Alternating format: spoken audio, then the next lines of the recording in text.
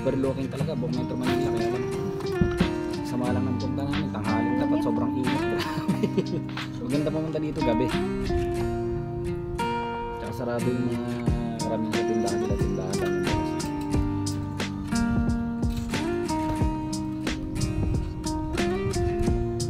bukas. Burger, kaya sana kami walang rice eh, walang available na rice namin sa saradong tindahan.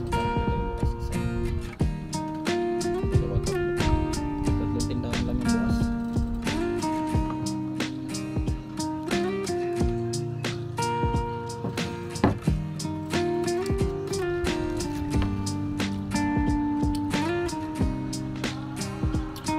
Advisable kung pupunta kayo dito gabi.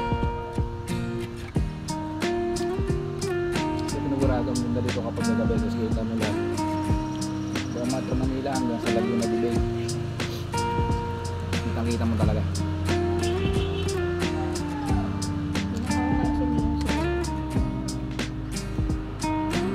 Send mo yung picture mo sa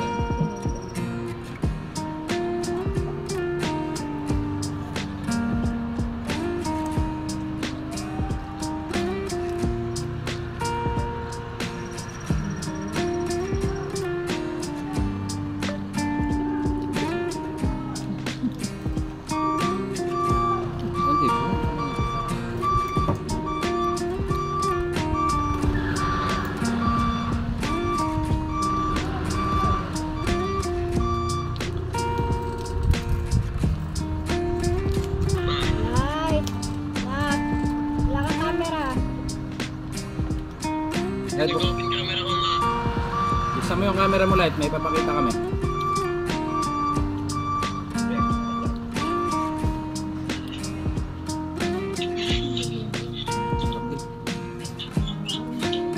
Sulit din yung burger nila, punong-puno na laman, tsaka sarap din. Gan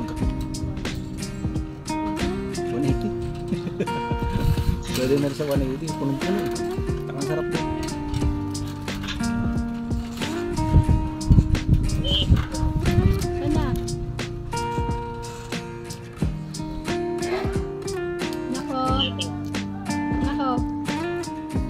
Ano si Miho?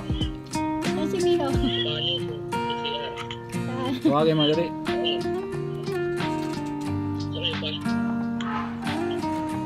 Dahil mo na. Tawagin lang mo Miho.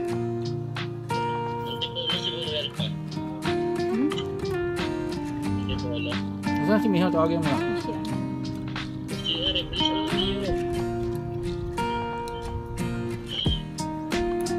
Pwede rin sa 180 to. Pununan lang yun, grabe. Sarap din.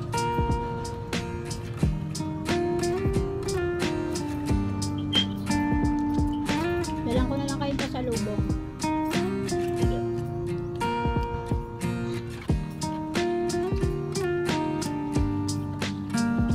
Tagal naman yun na bakit ang ginagawa?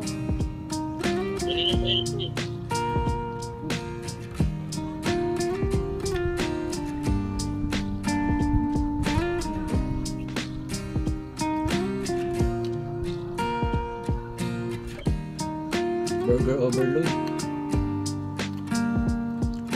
Special nila. Sarap dito sa gabi, malamang talaga. Napakaganda ng view, kaya lang problema mo dito malamang pag gabi. Lalo na siguro pag weekends, for sure daming tao dito.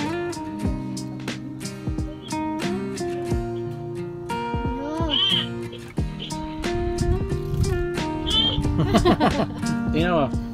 Tingnan nyo yung view dito.